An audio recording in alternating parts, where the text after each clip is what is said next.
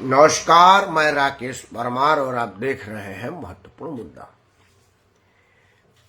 मित्रों, महत्वपूर्ण मुद्दे में आज सबसे महत्वपूर्ण है कि अब बिहार में भी बुलडोजर।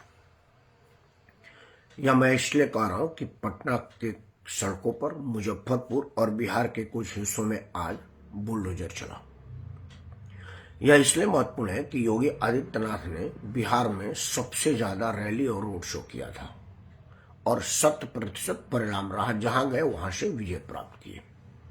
हालांकि अब भारतीय जनता पार्टी में योगी आदित्यनाथ का प्रचार मतलब जीत की गारंटी। जहां जहां भी योगी आदित्यनाथ प्रचार करते हैं वहां का कैंडिडेट जीत जाता है।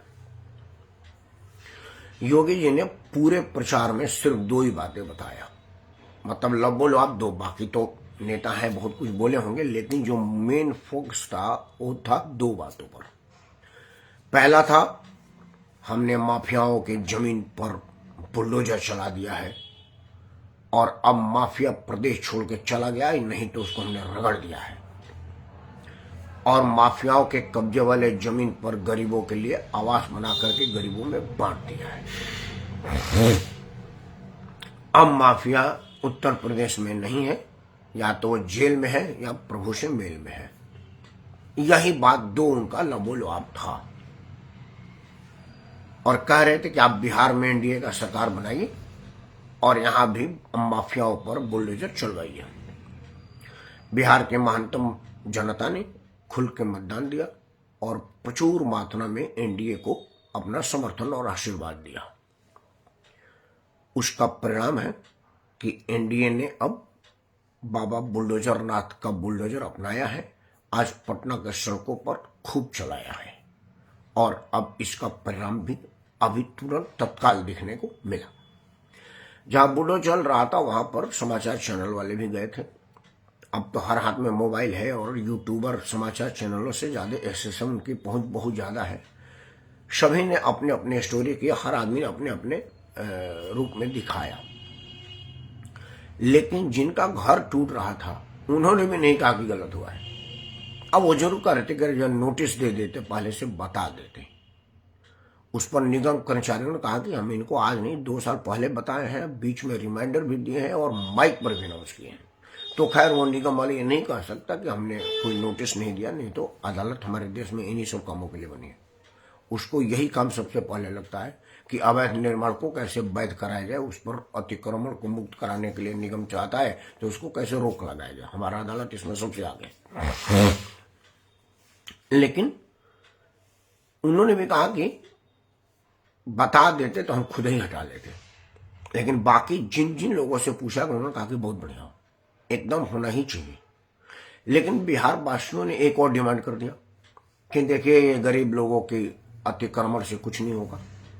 सरकार माफियाओं की जमीन पर बुलडोजर चला, योगी आदित्यनाथ का सपना तब साकार होगा। अब मैं यहां पर पहले कुछ बातें योगी आदित्यनाथ के ऊपर कहना चाहूंगा। 2014 में जब नरेंद्र मोदी को एनडीए की तरफ से और भारतीय जनता पार्टी की तरफ से प्रधानमंत्री का कैंडिडेट घोषित किया गया, तो पूरे देश में 2 ही बात प्रचार का जरिया रहा। अब की बार मोदी सरकार और गुजरात मॉडल। वो अलग बात है कि कुछ कुछ और चले कि बहुत हुई महंगाई का मार, अब की बार मोदी सरकार, मतलब मोदी सरकार को किसी न किसी रूप में लाने की बात हो रही थी और मॉडल पेश किया जाता था गुजरात का।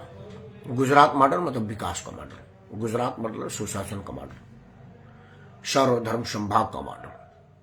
और गुजरात मॉडल पर देशवासियों ने भरोसा किया और खूब वोट दिया।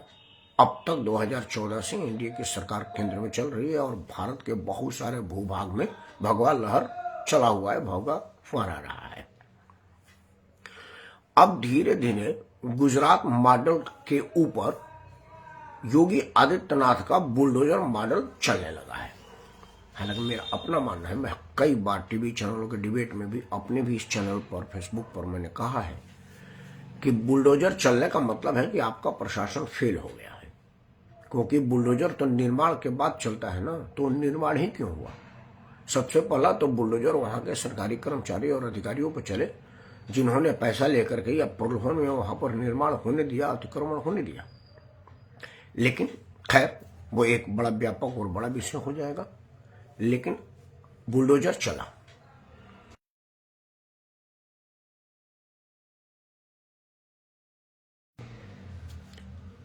और बुलडोजर ने बहुत ज्यादा प्रचार भी योगी आदित्यनाथ को दिया। योगी आदित्यनाथ ने बुलडोजर चलाने में कहीं कोई गुरेज परहेज नहीं किया। उन्होंने नहीं देखा कि किस पर बुलडोजर चल रहा है। उन्होंने लखनऊ के पूरे मोहल्ले को साफ कर दिया। एक आदमी ने भी उसके विरोध में कुछ नहीं बोला। अदालत में गए, अदालत ने कहा कि भाई नहर को नहीं रोका जा सकता है, आप गुमती के तलहट्टी में बनाए हुए हैं, नाली सारा का सारा बंद हो गया। लखनऊ का नाला ही नहीं दिख रहा है जाएगा, उसको ऊपर पाट करके कॉलोनी बन दी। बाबा ने उसको उड़वा दिया। योगी आदित्यनाथ का बुलडोजर के सफलता का राज था यह नहीं देखना कि जमीन किसकी है, अतिक्रमण किसका है। उन्होंने यह देखा कि अपराध क्या है और अपराधी कौन है। बाबा ने उसको चला दिया। अतीक कहवा जैसा नामी आतंकी जिसको पुलिस सलामी देती थी, नेता चौकर पे जाकर के हाजिरी देते थे, उसको बाबा योगी आदित्यनाथ के बुलडोजर ने मिट्टी में मिला दिया। अंसारी ब्रदर्स ये तो जहां खड़े हो जाते थे वहां से जहां तक दृष्टिपात उनकी होती थी, उनकी जमीन उन्हीं की हो जाती थी। लखनऊ का सबसे प्राइम लोकेशन में घेर के उसके बेटे ने रख दिया था। बाकी निगम उगम वाले लोग गए नहीं। उसने कोई कागज पत्तर उस जमीन की नहीं, बस उसने कहा कि जमीन मेरी है और जो जमीन सरकारी है वो जमीन हमारी है, और जमीन उसकी हो गई थी। योगी आदित्यनाथ आए, उनको पता चला कि भाई ऐसा ऐसा बात है। उन्होंने बुलडोजर फिराया और आज लखनऊ को उस प्राइम लोकेशन में जहाँ के बड़े बड़े लोग जमीन खरीदने के विषय में सोच भी नहीं सकते, सब लोग आज वहां पर गरीब रह रहा है। और गरीबों की पूरी एक कॉलोनी है। मेरे ख्याल से 84-85 तो अभी मकान कब्जे में दिए जा चुके हैं, बाकी और प्रक्रिया जारी है।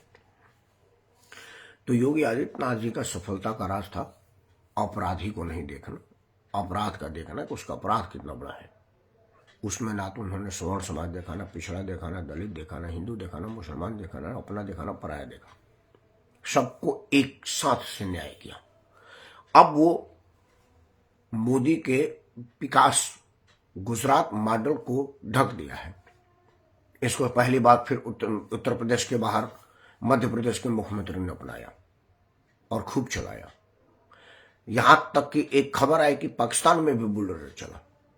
हालांकि पूरे पाकिस्तान पर बुलडोजर चलाने की जरूरत है और कुछ देर के लिए वहां योगी आदित्यनाथ की आवश्यकता है, क्योंकि बिना योगी आदित्यनाथ का वहां का सरकार फिरेगी नहीं, वहां की जनता सुधरेगी नहीं। लेकिन वह मामला दूसरे देश का है। जब हम उस पर अपना कब्जा जमा लेंगे तो योगी जी को थोड़े दिन के लिए वहां लगा देंगे। जब तक कब्जा का प्रयास सफल नहीं होता है तब तक योगी जी को भारत में ही रखा जाए। तो अब नीतीश कुमार ने निर्णय लिया है कि उसको योगी आदित्यनाथ का मॉडल पसंद है और भ्रष्टाचारियों पर, अपराधियों पर, माफियाओं पर योगी की तरह से ही बुलडोजर चला करके कब्जा मुक्त कराएंगे और गरीबों में उस जमीन को वितरित करेंगे। तो मैं समझ रहा हूं कि यह एक बड़ा पुनीत काम होगा। यह बिहार पर एक बड़ा एहसान होगा, बिहार पर उपकार होगा और बिहार वासियों पर एक बड़ा ही कृपा होगा सरकार का। उसका दो फायदा होगा। एक तो माफिया डरेगा और जेल में सड़ेगा, और दूसरा गरीब खुल करके जिएगा कि हमारे साथ सरकार है और सरकार के साथ बुलडोजर है।